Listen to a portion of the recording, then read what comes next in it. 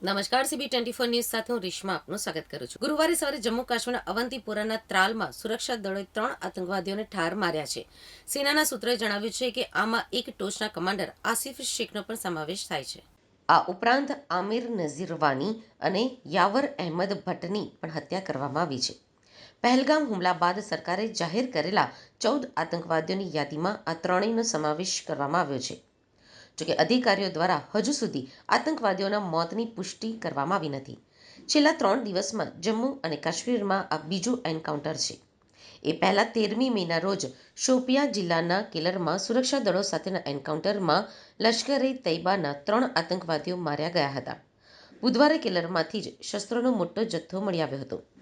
અહીંયા બુધવારે કેન્દ્ર સરકારે કહ્યું કે ઓપરેશન સિંદૂર દરમિયાન ભારતીય વાયુસેનાએ ચીનની સંરક્ષણ પ્રણાલીને જામ કરી દીધી હતી અને 23 મિનિટમાં જ પાકિસ્તાનના નૂર ખાન અને રહીમ યાર ખાન એરબેઝનો નાશ કર્યો હતો. ભારતીય સંરક્ષણ પ્રણાલીએ પાકિસ્તાનના શસ્ત્રોનો નાશ કર્યો છે. પ્રેસ ઇન્ફોર્મેશન બ્યુરોએ બુધવારે આ માહિતી આપી. પીઆઈબીએ અહેવાલ આપ્યો હતો કે આ ઓપરેશન ભારતીય સંરક્ષણ પ્રણાલીઓ પેચોરા, OSA-AK અને આકાશ મિસાઇલ સિસ્ટમનો ઉપયોગ કરીને હાથ ધરવામાં આવ્યું હતું. આ શસ્ત્રો પાકિસ્તાનને ચીન અને તુર્કીએ આપ્યા હતા.